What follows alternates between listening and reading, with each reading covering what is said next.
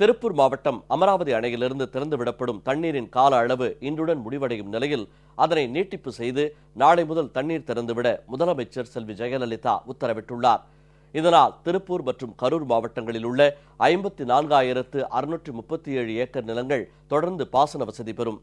முதலமைச்சர் செல்வி ஜெயலலிதா இன்று வெளியிட்டுள்ள அறிக்கையில், திருப்பூர் மாவட்டம் அமராவதி அணையிலிருந்து திருப்பூர் மற்றும் கரூர் மாவட்டங்களில் உள்ள புதிய மற்றும் பழைய ஆயக்கட்டு பாசன பகுதிகளுக்கு கடந்த ஆண்டு நவம்பர் மாதம் 30ஆம் தேதி முதல் தண்ணீர் திறந்துவிட தாம் ஏற்கனவே ஆணையிட்டதாகவும், அவ்வாறு திறந்துவிடப்பட்ட தண்ணீரின் கால அளவு இன்றுடன் முடிவதால் கால நீட்டிப்பு செய்து வழங்குமாறு இந்த மாவட்டங்களில் உள்ள வேளாண் பெருங்குடி மக்களிடமிருந்து தமக்கு கோரிக்கைகள் வந்துள்ளதாகவும் குறிப்பிட்டுள்ளார்.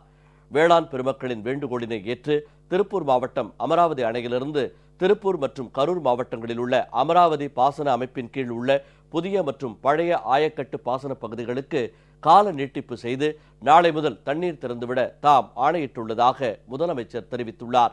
இதனால் திருப்பூர் மற்றும் கரூர் மாவட்டங்களில் உள்ள 54,637 ஏக்கர் நிலங்கள் தொடர்ந்து பாசன வசதி பெறும் என்பதை தாம் மகிழ்ச்சியுடன் தெரிவித்துக் கொள்வதாக முதலமைச்சர் செல்வி ஜெயலலிதா குறிப்பிட்டுள்ளார்.